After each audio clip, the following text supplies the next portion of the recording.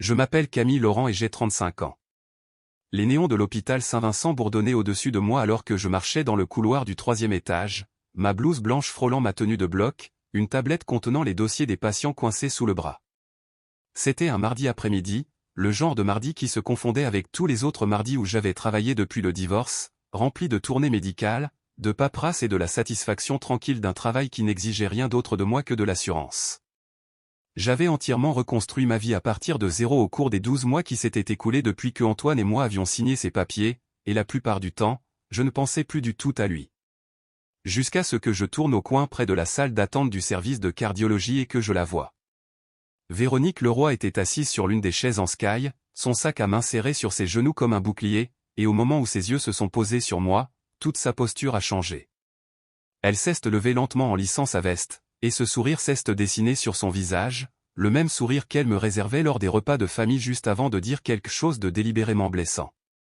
Je ne l'avais pas vue depuis le jour où j'avais déménagé de l'appartement que Antoine et moi partagions rue des Tilleuls, et d'une manière ou d'une autre, une année n'avait adouci aucune de ses aspérités.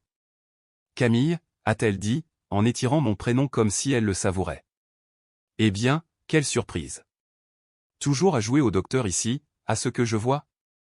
J'ai gardé une expression neutre, la même que j'utilisais lorsqu'un membre de la famille d'un patient essayait de me provoquer pour une dispute à laquelle je n'avais pas de temps à accorder.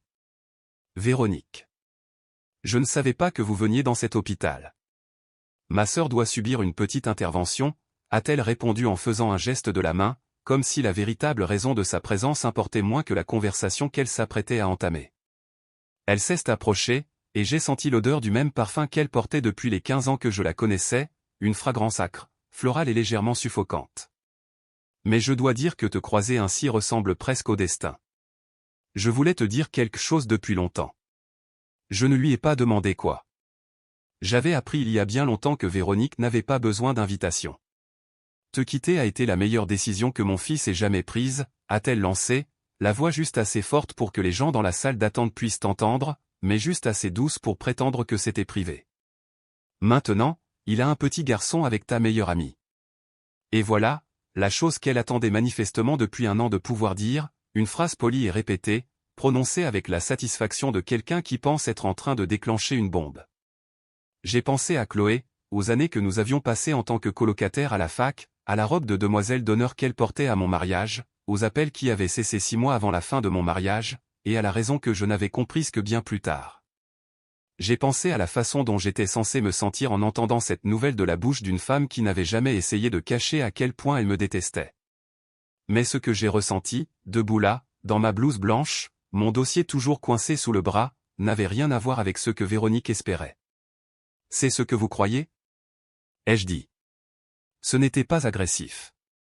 Ce n'était même pas particulièrement fort.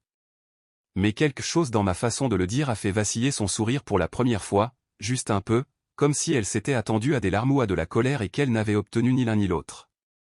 Elle a cligné des yeux, recalibrant son attaque, ouvrant la bouche pour dire autre chose, quelque chose pour aiguiser la lame qu'elle pensait avoir déjà enfoncée en moi. « Je pense juste que tu devrais savoir ce que tu as perdu », a-t-elle insisté, bien que la certitude dans sa voix se soit amenuisée. Un petit-fils, une vraie famille, tout ce que tu ne pouvais pas lui donner. Je n'ai pas répondu tout de suite. J'ai regardé par-dessus son épaule l'horloge au mur, puis de nouveau son visage, les rides autour de sa bouche qui se creusaient quand elle était satisfaite d'elle-même. Des patients passaient en fauteuil roulant. Une infirmière a appelé un nom à l'interphone. La vie continuait de tourner autour de nous deux, et pendant un instant, j'ai presque eu de la peine pour elle, pour toute l'énergie qu'elle avait dépensée à construire un moment qui, pensait-elle, allait me briser. « Vous devriez retourner voir votre sœur », ai-je finalement dit, en faisant un pas de côté pour la contourner. C'est à ce moment-là que la porte au bout du couloir s'est ouverte. Un homme l'a franchie, grand, vêtu d'un costume gris anthracite au lieu d'une tenue d'hôpital, se déplaçant avec le genre d'autorité tranquille qui faisait se redresser les infirmières près du poste sans même qu'elles s'en rendent compte. Il a balayé le couloir du regard une fois, puis ses yeux ont trouvé les miens, et quelque chose sur son visage s'est adouci d'une manière qui n'avait rien à voir avec le protocole hospitalier. « Camille » a-t-il dit en franchissant la distance qui nous séparait en quelques grandes enjambées fluides. La tête de Véronique s'est tournée brusquement vers lui, et j'ai regardé la reconnaissance la frapper en temps réel, j'ai vu la couleur quitter son visage comme si quelqu'un avait débranché une prise quelque part sous sa peau. Sa bouche s'est ouverte, mais pour la première fois depuis que je la connaissais, aucun mot n'est sorti. Julien est arrivé à ma hauteur en premier, sa main trouvant le creux de mes reins dans un geste si naturel qu'il était à peine perceptible en tant que tel, juste le rythme fluide de deux personnes qui avaient appris à connaître l'espace de l'autre. « Désolé pour le retard », a-t-il dit en jetant un coup d'œil à sa montre. Le conseil d'administration s'est éternisé. Le docteur Moreau n'arrêtait pas de parler de la nouvelle aile. « Ce n'est rien », ai-je répondu, et quelque chose dans ma voix a dû transmettre plus que ce que je voulais, car ses yeux se sont posés sur Véronique, remarquant son expression figée, le sac à main toujours serré contre sa poitrine comme pour la protéger de ce qui était en train de se passer. « Madame le roi », a-t-il dit, d'un ton poli mais indéniablement formel, le genre de formalité qui vient de la familiarité plutôt que de la distance. « Je ne m'attendais pas à vous voir ici. » La bouche de Véronique s'est ouverte et fermée 2 fois avant que quoi que ce soit n'en sorte. « Julien » a-t-elle finalement réussi à articuler, le nom sonnant étranger dans sa bouche, comme si elle testait s'il était vraiment réel. « Vous vous connaissez tous les deux ? Nous nous marions au printemps, ai-je dit simplement. Et j'ai regardé les mots s'abattre sur elle comme une vague lente, je l'ai regardée essayer de concilier l'image qu'elle s'était faite de moi, divorcée, jetée et vraisemblablement seule, avec la réalité qui se tenait devant elle. Mais ce n'est pas ce qui a fait perdre ses couleurs à son visage. C'est venu quelques secondes plus tard lorsque Julien s'est tourné vers moi et a dit, presque comme une réflexion après coup, « Je voulais t'appeler plus tôt.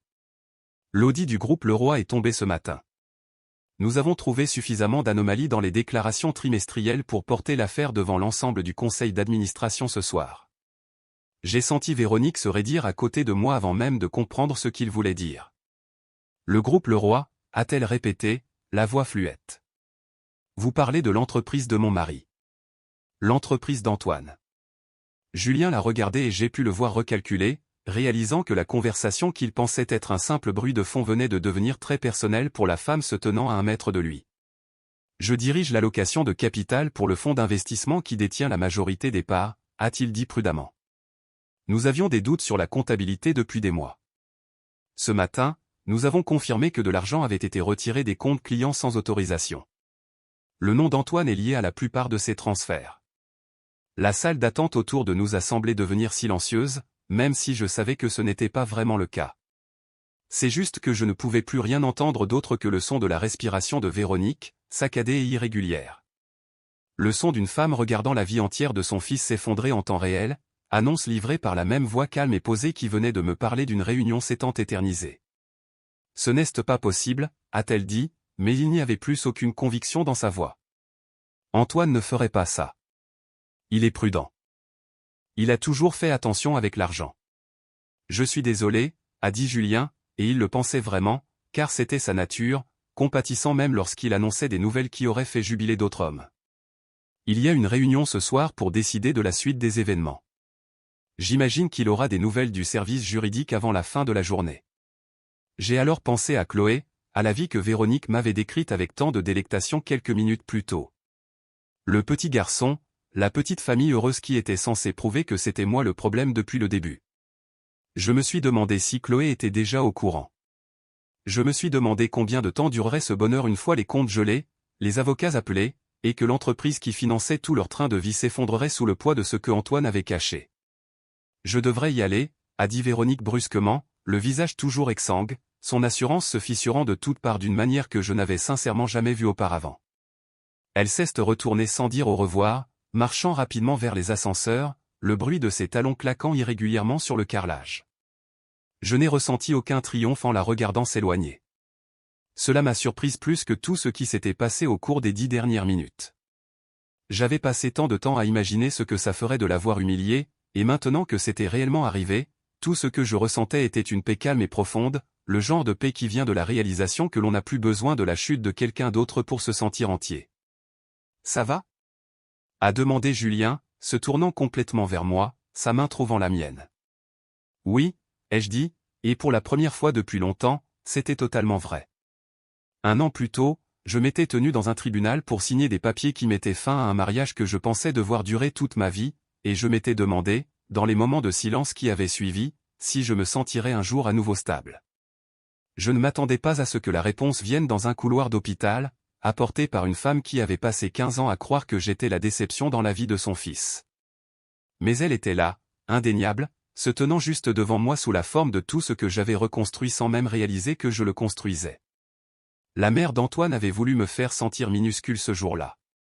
Au lieu de cela, je suis sorti de ce couloir d'hôpital la main dans celle de Julien, plus légère que je ne l'avais été depuis des années, comprenant enfin que la meilleure vengeance n'est pas celle que l'on planifie. C'est celle qui arrive tout simplement parce que vous avez continué à vivre votre vie la tête haute pendant que tout le monde supposait que vous alliez vous effondrer.